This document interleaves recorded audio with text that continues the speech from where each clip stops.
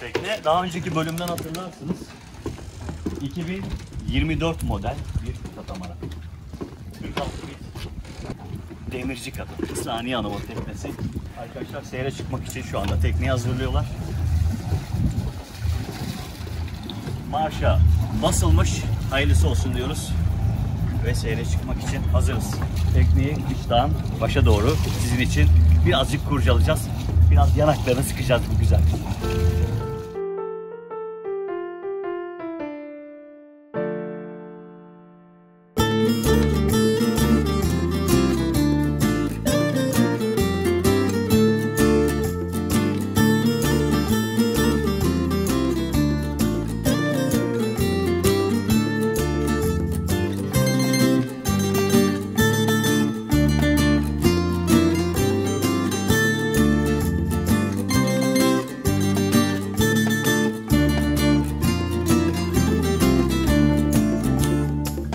Görüyorsunuz, titizlikle bir çalışma var. Kaptanlar tonoz halatlarını şu anda boşladılar. Kaptanın, Saniye Hanım'ın miçoları da hepsi kadın. Kadın kaptan, kadın miço. Bugün bakın nasıl saygıyla, nasıl titizlikle bekliyorlar. Hazır. Evet. Görüyorsunuz Büşra Hanım'ı. Heyecan var mı? Evet. İyi seyrediyoruz. İlk seyir. Hadi bakalım. İlk seyirin heyecanı bambaşka. Hayırlısı olsun. Biz de heyecanlıyız. Hazır mısın? Evet, Signora Fabro Kıyıl ekibi. İlk seyirimize merhaba. Ve ilk seyirimize Her Yer Deniz ekibiyle çıkıyoruz. Hayırlı olsun. Evet, teşekkür ederim. Altından su, üstünden mutluluğunuz eksik olmasın. Teşekkür ederiz. Çok heyecanlıyız. Bugün ilk seyirimiz. Signora Fabro ilk seyrine çıkıyor.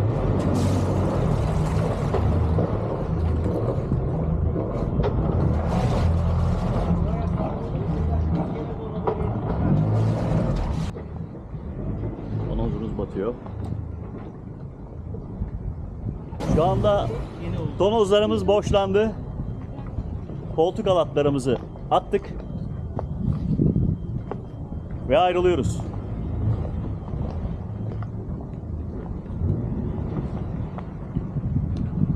Teknemiz 2024 model Lagoon 46. Bu güzel katamaranın suya indikten sonraki ilk seyri değil tabii ki.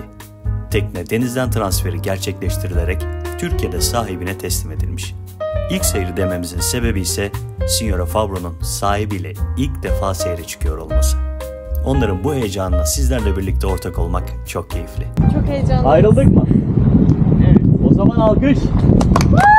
Hayırlı olsun. Ve Signora Fabro denizlere açıldı.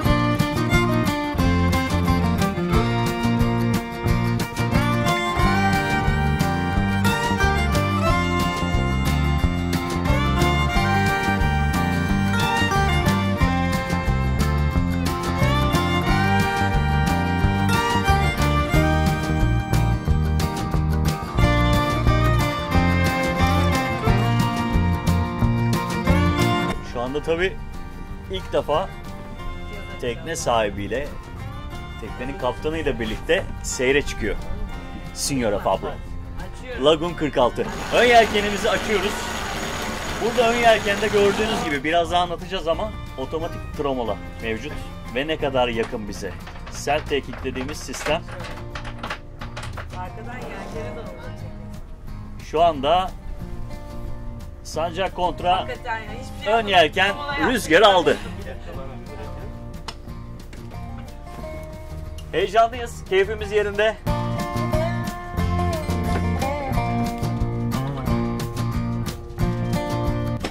Sizinle beraber keşif yapmış Yine olduk. Ne nerede bilmiyoruz.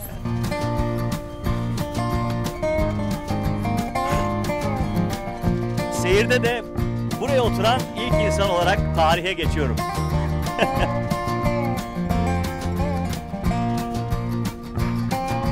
Bir katamaranın genişliği, konforu, ön yelkeni açtığınızda da gerçekten konforu inanılmaz. Tabii bu tekneler biliyorsunuz ki hem uzun seyirlerde tercih ediliyor, aynı zamanda da daha konforlu bir yelken seyri için tercih ediliyor. Bunlar tek gövde teknelere göre biraz daha az sallanan tekneler. 2 tane kocaman 46 fit 2 tane gövdeye sahip. Oldukça denizin üstünde geniş bir alan kaplıyor. Böylelikle daha az sallantılı bir seyir yapıyorsunuz. Aynı zamanda tabii yelkenleri kontrol ettiğiniz sancakta ve iskelede aldığınız halatlar yok. Self teknik dediğimiz buradaki ön yelken arabasında otomatik tromolo mevcut bu teknede. Yani siz tromoloyu attığınızda zaten biliyorsunuz o kendi otomatik sancağa ya da iskeleye gidiyor. Hemen miçolarımız trim ayarını yaptılar. Harikasınız. Burada tam ortaya konumlandırılmış bir furling var. Yelkenimizi buradan açtık. Tekniği detaylı olarak da zaten inceleyeceğiz, bakacağız. Hazır seyirdeyken 3-5 kelam edeyim dedim.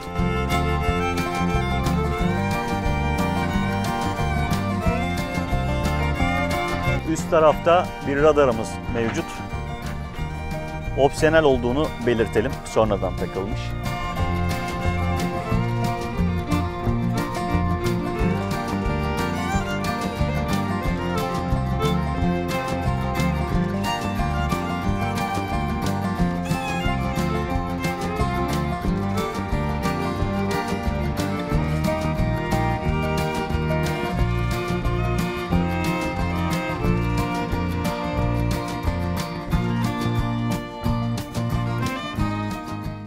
Dostlar selam. Söz verdiğimiz gibi Lagoon 46, 2024 model bir Lagoon 46'dayız. Ve şu anda iskele tarafındaki bloktayız. İkinci bloğa geldik. Efendim şimdi bakın burada gördüğünüz gibi bir dinlencemiz var iskele tarafında. Hemen burada bir merdivenimiz var denize girip çıkabilmek için. Buradan bir basamakla geldik. Biz her zamanki gibi kıştan başa doğru tekneyi inceleyeceğiz. Tabii ki 2 gövde inceleyeceğiz bu sefer. Hemen şimdi Saniye Hanım'a söz vermek istiyorum. Teknenin sahibi yanımda. Tekneyi çok iyi biliyorsunuz çünkü sıfır aldınız. Daha önce de konuştuğumuz gibi sıfır aldınız ama birçok şeyi de Türkiye'de yaptırdınız. Evet. Hemen buraya gelmek istiyorum.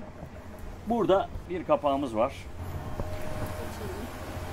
Evet, bizim teknemizin 2 tane motoru. İskele tarafındaki motorumuz. Burada biz su yapıcı ve klima ünitesini buraya koyduk. Hemen alt tarafta değil mi? Bir su yapıcınız var. Evet. Burada klima ünitemiz var. Motorlarımız kaç beygirdi? 57. 2 tane 57 yan var. Motorlarımız var. Bu normalde 2 opsiyon lagunlarda ama biz 57, 45'i seçmek istemedik. 57 aldık. Biraz daha rahat olsun diye. Yeter evet. Bizim için. Kontrol bende olsun dediniz değil mi? Evet. Şöyle bastığımda bir hissedeyim diyorsunuz. Bu arada zemin tikleri daha yeni döşenmiş. Evet. Suni tik tercih edilmiş. Bunlar da çok taze değil mi? Yeni evet, yapıldı daha. Evet çok yeni. Bunları dün bitti. Daha kalıbını daha önce yapmışlardı. Ben havuzluk ve filelerin oradaki tarafını da iç kısmına yaptırdım. Rahat yani tik olunca daha rahat oluyor. Dostlar burada yakıt kapakları var. Gördüğünüz gibi hemen ben burada havuzluğa gelmek istiyorum. Çünkü siz burada bir değişiklik yapmışsınız. Evet ben burada orijinalde şu sırt dayamalar daha öndeydi.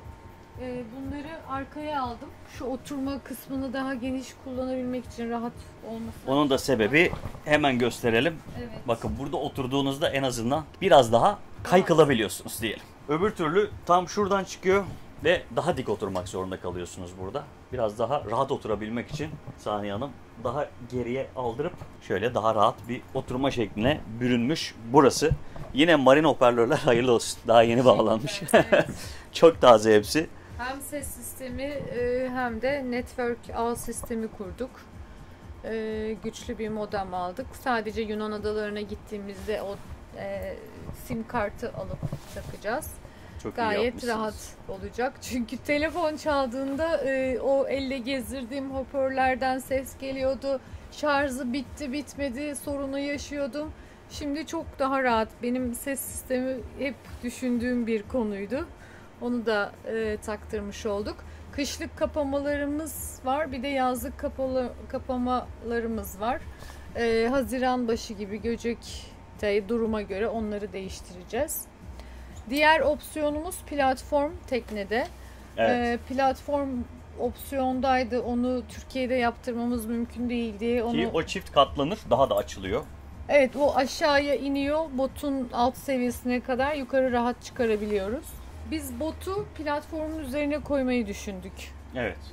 Zaten onun içinde bir yer yapılmış sanıyorum ki. Evet, doğru. Servis botu hemen platformun üzerinde yer alacak. Bakın V şeklinde alt tarafının oturabilmesi için yer de yapılmış. Tabii bunun keyfini sürmeyi heyecanla bekliyorsunuz güzel koylarda. Bekliyoruz. Platformdan sulara atlamayı heyecanla bekliyoruz. Şimdi hemen bu tarafa geldim. Bu arada pardon, botumuzun taşıma kapasitesi 250 kilo. Yani 250 kiloya uygun bir bot almak gerekiyor. Onun üstü maalesef statikleri uygun değil. Buna göre bir bot almayı tercih ettik. Bakalım nasıl olacak. Bu platform Türkiye'de mi yapıldı? Yok, bunu Yurt dışında. orijinal Fransa'da Lagoon'un kendisi yaptı. Tamam. Türkiye'de bunu yapan yer maalesef bulamadım. Opsiyonel olarak Evet. bunu da ekletmiş olduk. Evet. Yine hemen sancak tarafa geldiğimizde bakın burada da bir tane dolabımız var. Bunu da açtığımızda yine burada bir Yanmar motorumuz var. Akülerimiz var. Bu teknede sanıyorum ki 6 tane servis akünüz, 2 tane de motor akünüz var. Bir tane de başta jeneratörünüz için kullandığınız bir akü var. Aküleri görüyoruz. Motorumuz yine burada yer alıyor. Oldukça geniş bu arada. İçeriye girip çok rahat işinizi yapabilirsiniz. Bakın.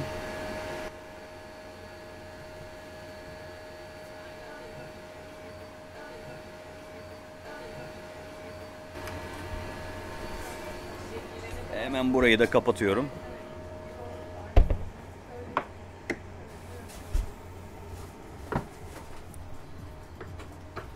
Bunları kapatmayı unutmuyoruz ki ayağımız takılırsa bir sakatlık olabilir. Burada sancak dinlencedeyiz. Hemen burada sancakta iç tarafta bir tane koç boynuzu görüyoruz. Tender lift'in düğmesi burada. Buradan kontrol ediyorsunuz. Hemen buraya geldiğimizde burada bir manuel, hemen burada, kolu da şurada bir yerde gizliydi dostlar. Sintine pompanızın manuel başlıkları burada. Sahil beslemeleriniz, elektriğiniz burada ve buradan 1, 2, 3 basamakla yürüyüş yolundayız. Başa doğru gidiyoruz.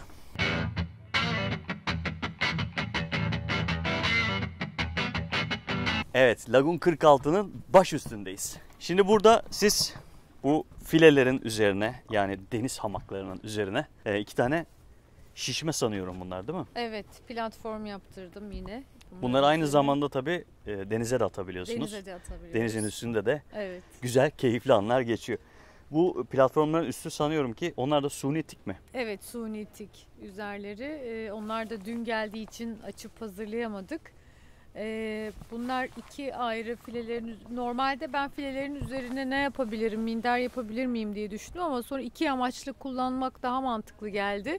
Filelerin üzerinden kıçtan kara bir yerde kaldığımız zaman ya da alargada iki platformu yan yana bir halatla bağlayıp kocaman bir yüzme alanı da oluşturabiliyoruz. Hani bu teknede gerek yok ama yine de bir opsiyon.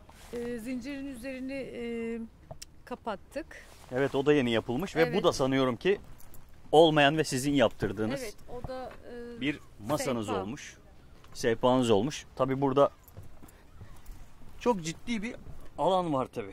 Ben şimdi tek başıma oturdum. Burada ister yatın, ister uzanın, ister oturun, ister bir şeyler yiyip içebilirsiniz. Bu ve bu sonradan yapıldı. Bunlar Türkiye'de yapılan. Bunlar Türkiye'de. Yine şu iç kısımdaki tikler yeni yapıldı. Aynen. Bunları Türkiye'de marangoz ustasına yaptırdık. Buradaki hoparlör de dün yapıldı. Evet, onlar yeni geldi. Burada bir tane koç boynuzumuz var. Nereden baksanız bir 35-40 santime yakın bir koç boynuzunuz var.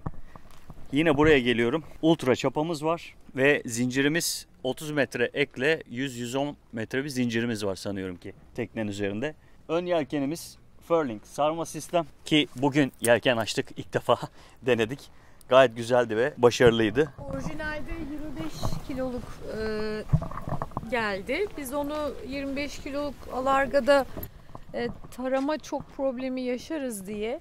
Çünkü gerçekten geçen sezonlarda hep zincir taraması sorunuyla karşılaştığım için bunu değiştirdim. 35 kiloluk ultra ile değiştirdim ve zincirde 80 metre geldi orijinalinde. Ona da 30-35 metre yine aynı kalınlıkta zincir ilavesi yaptırdım. Ayrıca da halat kesiciler taktırdım. Motorların altında 2 tane halat kesici taktırdım. Ona dikkat çekeceğim. Halat kesiciyi opsiyonel olarak fabrikadan istemediniz. Zaten yok. Birçok teknede halat kesici yok. İlk tekne tecrübesinde birkaç kere marinalara giriş çıkışlarda parça halatlar dolanıyordu ve o çok büyük bir problem. İşte bayramda oluyor, tatil gününde oluyor. Dalgıç lazım, altını inip tamir etmek lazım vesaire. Bu kaosu komple unutmak için dedim en iyisi halat kesici alayım. 2 ayrı halat kesici taktırdım. Onlar Türkiye'de çok pahalı. Ben onları İngiltere'den yani 5'te 1 fiyatına aldım. Çok ucuza geldi onlar. Onları taktırınca kendimi daha güvende hissediyorum şu an. Hani bana bir halat önüme çıktığında dolama sıkıntısı olursa tak tak kesecek gidecek.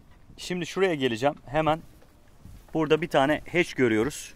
Bu hatch kaptanın kalabilmesi için teknede bir Şu an depo. yatak mevcut burada. Evet, şu anda depo ama burada kaptanın kamerası var ve hemen karşılığında da kaptanın tuvaleti var. Tuvalet, banyo. Banyosu var. Bu oturaklar zaten, buna da bugün seyirde ilk defa ben oturdum. Görüntüleri gönderiyorum size. Çok keyifliydi. Hemen buraya geliyoruz. İskele tarafa geldiğimizde buradaki hatch'imizi de açıyoruz. Bakın burada kaptanın tuvalet ve banyosu var. Ve aynı zamanda onun da bir lumbozu yan tarafta görüyorsunuz. Şimdi hemen buradan devam edelim. Tabii başta söylediğim gibi bir katamarandayız ve oldukça bakın geniş bir yürüme alanından devam ediyorsunuz burada. Bakın bunların altı da büyük. Burada kapaklarımız var. Burayı da göstermek istiyorum. Burada mavi tanklar mevcut. Temiz su tanklarımız. Ve yine hemen buraya geldiğimizde çapamızı baştan atabilmek için burada kontrollerimiz, çapamızın kumandası var. Onları buradan kontrol edebiliyoruz. Biraz dağıtıyoruz ortalığı. Hemen buraya geldiğimizde de burada bir jeneratörümüz var. İskele tarafta konumlandırılmış bir de jeneratör burada mevcut. Flybridge'deyiz. Aynı zamanda da köprü üstündeyiz tabii. Teknemizi tam bu orta noktadan, diğer katamaranlar gibi değil bakın. Tam orta noktadan buradan ve biraz daha iskele tarafında dümenimiz. Buradan sevk ve idare ediyoruz. Hemen direğimizin önünde otomatik trimolamız var. Bakın Raymar'ın bütün chartplotter'ımız burada. Tridata sistemlerimiz ve 2 tane motorumuz var demiştik zaten. Onun da gaz kolları burada. Bu tekneyi dediğimiz gibi başta da göstermiştik. Tekne yanaşırken ve ayrılırken dümen sabit. Sadece motorlar hareket ettirilerek tekne marinadan ayrılıyor ya da yanaşıyor. Oldukça da hızlı bir şekilde etrafında dönebiliyor. Buradaki çift motorun faydalarından bir tanesi. Şimdi burada Saniye Kaptan bir şey daha yapmış ve bir kamera yerleştirmiş. Çünkü bakın teknenin arka tarafına bakıyoruz. Şimdi buradan Tornistan'da kıştan kara yaptığınızda kış tarafı çok fazla göremiyorsunuz. O yüzden kamera burada oldukça faydalı olmuş. Yanaşmalarda ve ayrılmalarda oldukça işe yarayacak. Hemen burada piyanoları görüyorsunuz. Ve vinçlerimiz var. Şu anda zaten vinçlerin üzeri kapalı. Tekne yelken yaptığınız sırada oldukça konforlu. Bakın her şey elinizin altında. Burada şu kadar bir kokpitte bütün her şey elinizin altında. Konforlu ve rahat. Şimdi burada olmayan bir şey teknede var. Bir hardtop yapılmış. Kaçak kat çıkılmış. Saniye Hanım'ın deyimiyle. Bunu burada Türkiye'de yaptırdınız değil mi? Evet, Türkiye'de yaptırdım. Normalde orijinalde de yok zaten hardtop opsiyonu. Normalde şöyle bir Lagoon 46'da bir oturma grubu da yok ama hardtop muhteşem bir şey oldu. Çok güzel oldu. Oturma grubuyla ayrı bir alan oluştu, ayrı bir salon oluştu. Kesinlikle burada bir şark köşeniz oluşmuş bence. Şu an evet dağınık gibi görünüyor. Yani şu an tabii tekneyi bir daha hatırlatıyoruz dostlar. Tekne bugün ilk defa Türkiye'de burada yani marşa basılıp sahibiyle birlikte ilk defa seyre çıktı. Değil mi Saniye Hanım? Evet. Şimdi burada görüyorsunuz acayip konforlu bir alan var. Çok rahat. Hem koltuklar çok rahat olmuş ve burada oturduğunuzda inanılmaz bir manzaranız var. Dediğimiz gibi bu hardtop burada yapılmış, Türkiye'de yapılmış ve yine etrafı kapatılmış. Burada herhangi bir ısıtıcı ya da webasto yukarıya gelmiyor ama şu anda net söyleyeyim üstümde ceket var. Burası Mart ayındayız ve soğuk bir haftadayız. İnanamazsınız yanıyor dostlar. Gerçekten çok sıcak. Yine burada yan var. Motorlarımızın göstergeleri, sancak ve iskelenin göstergeleri mevcut.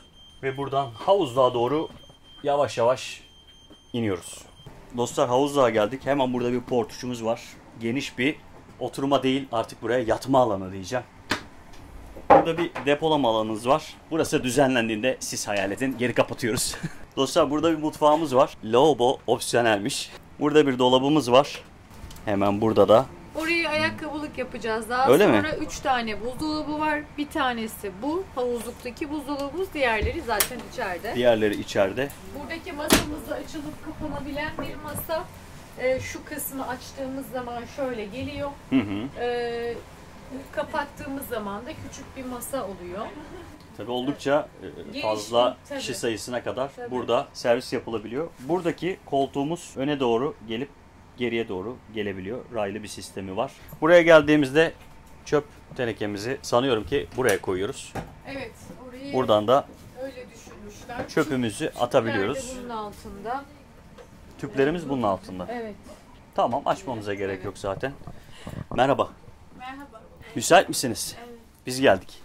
Burada gördüğünüz gibi miçolarımız yine oturma hizmeti veriyorlar. Yani buranın ne kadar geniş olduğunu bize anlatıyorlar. Bakın görüyorsunuz ortaya bir tane daha miço, buraya köşeye bir miço, 2 miço buraya yapsak siz hesaplayın. 2 kişi de buraya otursa bir tane de oraya. Pufumuz var. Pufumuzu atabiliyoruz. Geniş bir oturma alanımız içeride de mevcut. Yine burada iskele tarafa mutfak konumlandırılmış.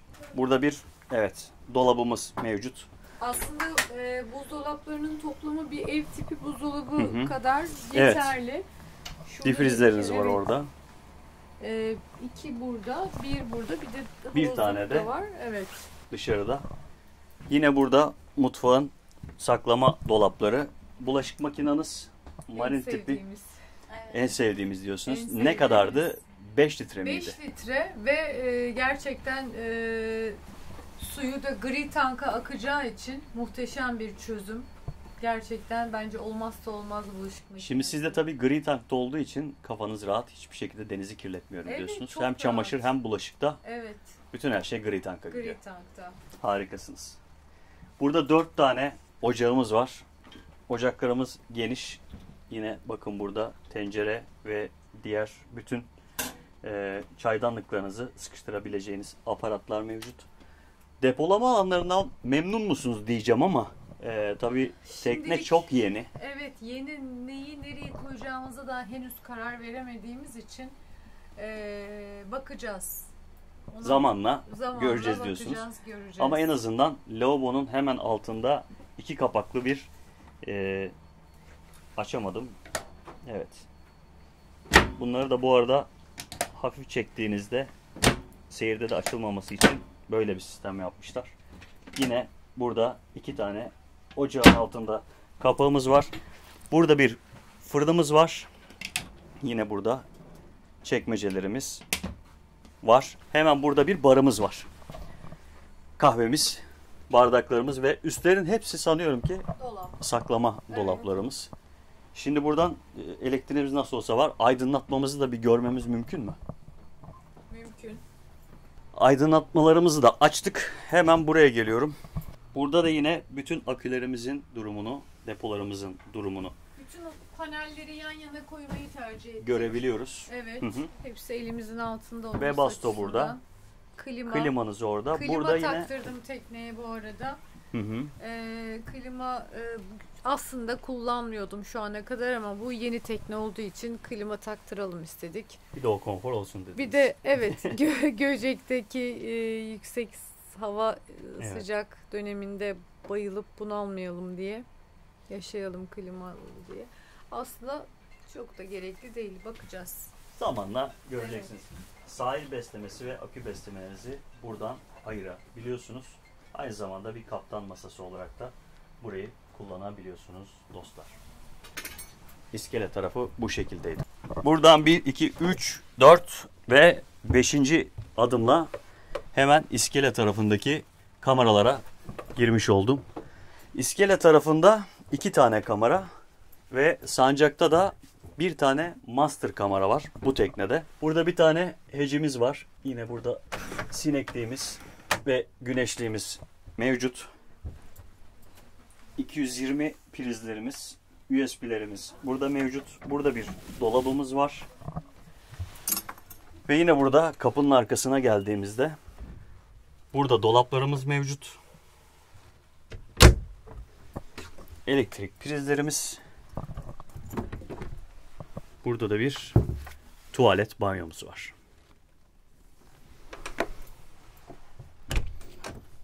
Hemen baş taraftan kış tarafa doğru ilerliyorum. Bakın burada da ayrı bir kameramız var. Ve farkındaysanız en sevdiğimiz ada yatak. Çarşafı kolay serilir. Ada yatağımız mevcut.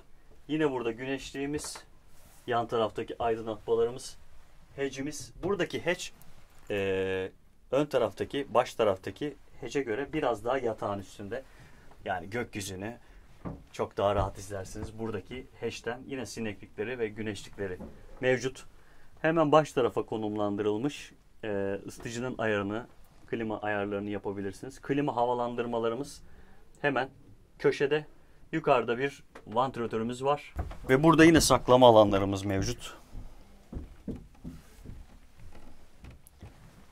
Saklama alanlarımız mevcut. Boydan boya bir elbise dolabı. Ve yine burada raflı bölümlerimiz var. Buralarda da dolaplar var. Yine buraya geliyorum. Burada da dolaplar mevcut. 3 kapak var burada. Üçü de dolap olarak kullanabiliyorsunuz. Kıç kameranın burada tuvalet ve banyosu da mevcut. Burada bakın görüyorsunuz. Bir seyir pencereniz var merdivenin altında. Bu katamaranlardaki en güzel taraflardan bir tanesi. Hem seyirde hem koylarda çok güzel bir deniz manzarası sunuyor size. Hemen buradan sancak tarafındaki master kabindeyim. Master kabinde geniş, rahat bir yatak odasında koltuğunuz var. Ve hemen koltuğun yanında bir kaptan masası daha çıktı. Yani ister burayı makyaj masası gibi düşünün, ister kaptan masası gibi düşünün. Oldukça güzel. Burada altında bir saklama dolabı var. Hemen yine burada ışıkları var. Aynı zamanda biliyorsunuz ki kırmızı, rahatsız olmamak için yanan. Burada yine kitaplıklarınız ya da eşyanızı koymanız için dolapları mevcut. Alt tarafta çekmeceleriniz mevcut. Tabii master kabindeyiz. Master kabini oldukça geniş. Diğer katamaranlara göre düşünün diye söylüyorum. 2 kolumu açtım ve kollarım değmedi bile. Yine bir ada yatağımız var. 220 prizleriniz. Burada USB'leriniz hemen buraya konumlandırılmış. Klimanızın ve Webasto'nuzun ayarları hemen yatağınızın başında. Diğer kamerada olduğu gibi buradaki heciniz de hemen yattığınız yerin üstünde. Yani bir gökyüzü pencereniz, aynı zamanda heciniz mevcut. Hepsinde tabii dediğim gibi sinekliğiniz ve güneşlikleriniz var. Bunların da zaten güneşlikleri diğer kameralarda gördüğünüz gibi kapanabiliyor. Burada çekmeceleri mevcut. Burada kitaplarınızı ya da eşyalarınızı koyabileceğiniz dolapları mevcut. Yine burada boydan boya bir elbise dolabı mevcut. Açabilirsiniz onu. Aynen. Bakın, bir tane seyahat valizi buraya sığmış. Üst tarafta da elbiselerinizi koymak için dolaplarınız mevcut. Yerler halı döşeme yapılmış. Oldukça tabii rahat. Hiç merak etmeyin. Sadece tekne ayakkabısı kullanıyoruz. Yepyeni teknede öyle geziyorsun demeyin. Hemen buraya geleceğim. Burada yangın sensörleri mevcut. Yine buraya geldiğinizde diyorsunuz ki ben salondan ayrılmak istiyorum ve kapıyı kapatmak istiyorum. Buradan kapıyı kapatabiliyorsunuz ve kapıyı kapattıktan sonra burada harici bir dolap var. Burada da bütün elektrik sistemlerinizin kontrol panelleri, şartelleriniz ve inverterınız mevcut. Yine burada kapıyı kapattığınızda bakın burada saklama alanlarınız mevcut. Kapıyı açtığınızda bir bakıyorsunuz bir tekne sahibi. Merhaba, Evet. Nasılsınız? Merhabalar. İyiyim. Keyifle size gezdiriyoruz. Sağ olun. Güzel bir şey mi? Çok güzel. Böyle teknenizi gezdirmek. Evet, güzel. Şimdi biz gezerken gayet keyif alıyoruz ama çok teşekkür ederiz. Yine altta sancakta da iskelede de bir manzara pencereniz var. Gövdelerin altını gördüğünüz. Bunlar açılmıyor tabii. Açılır özelliğe sahip değiller. Burada da panolarınız var. Bakın burada su pompalarınızın ve sintine pompalarınızın hepsinin panoları var. Seyir fenerleri ve demirinizin hepsinin panelleri de burada mevcut. Burada kocaman bir tezgahınız mevcut. Yine banyonuzun oldukça bence yeterli dolapları burada mevcut. Duşunuz burada. Yani diğer tekneleri de düşündüğünüzde çok ciddi master kabinde geniş bir duş alanınız mevcut. Peki çamaşır makinesi nereye gelmiş? Çamaşır makinesi hemen kapıyı kapattığımızda kapının arkasına saklanmış. Ve çok daha iyi olmuş. Çamaşır makinesini adeta kapı açıkken de görmüyorsunuz. Buraya geldiğinizde yine dolaplarımız, alt tarafta da yine 2 raflı dolaplarımız. Burada da 2 raflı dolaplarımız. Aynısından da burada mevcut. Buradaki kapaklarımız da kaldırılıp buraya eşyalarınızı koyabiliyorsunuz. Burada yine perdemiz ve büyük bir hecimiz var.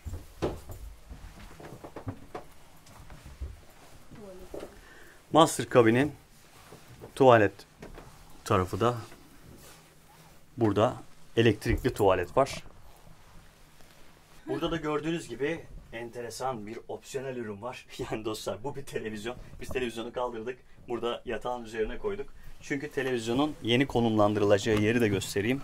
Burada 360 derece dönebilen bir aparatla hem havuzluk tarafına hem de içeriye salona çevirebileceğiniz bir aparat takılacak ve televizyon buraya yerleştirilecek.